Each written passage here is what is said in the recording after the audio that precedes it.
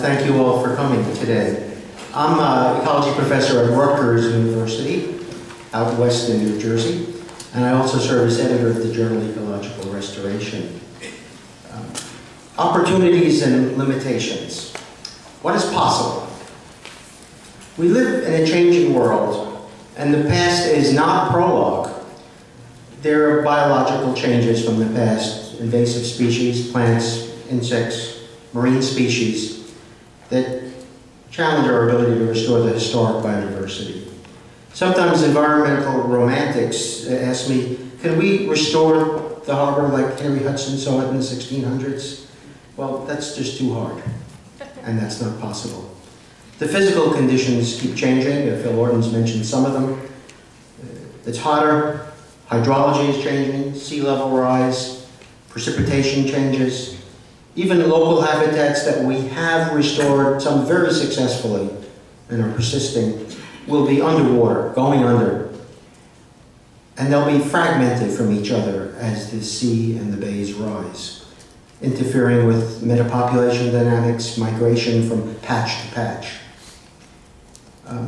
As we've studied this in our group, I'd like to just mention 5 general conclusions that I think are problems we all have to deal with. First of all, there's a changing understanding of nature. Nowadays, we think much more about natural resources as valuable, as well as lovely and inspiring. Ecological services is the phrase we like to use. Nature is a way to save tax money, as I tell government officials.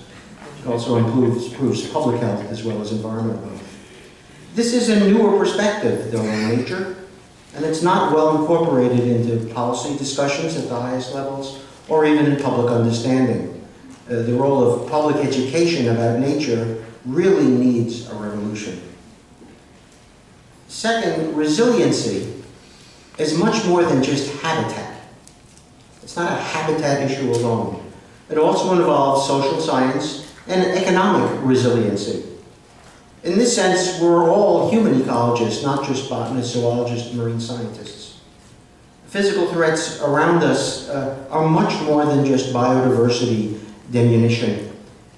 The entire urban experience, in a social sense, has to be brought to bear to protect our valuable open space and allow time for understanding that can drive more restoration.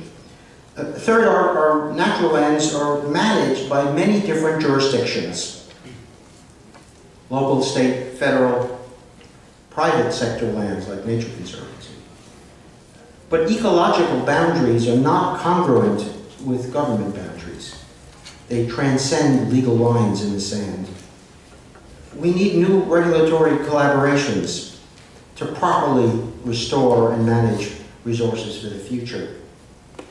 Also, our professional perspectives are quite different. I'm a botanist and ecologist by formal training, yet I work on a daily basis with engineers, public officials, landscape architects. We're trained not only in different departments, but often in different colleges. How can we get the right skills together early on to drive proper restoration in a changing world? And finally, scientific needs keep changing. Oh, good Lord, we've been studying New York Harbor and the lands around it quantitatively for over 100 years. But past studies may not be that useful for our current changing conditions. How do we continue to explore what's needed for restoration and an unknown future? For example, migration routes of plants and animals during sea level rise. Where can those migration routes for our biodiversity be? How can we get them in place? How fast will species move? Can they move? And how can we get people to understand that we have to make room for our natural resources that are moving? Where do we find funds to facilitate these kinds of changes as the sea rises? So, in a scientific sense, the past is not prologue either. Will nature come back? Oh, from my lips to God's ears. We're going to need a lot of help. And our panel today is going to address ways that we might move forward during these changing conditions. Our organizers have given us a nice mixed salad here of a city official, a federal official, an academic, and a private sector star.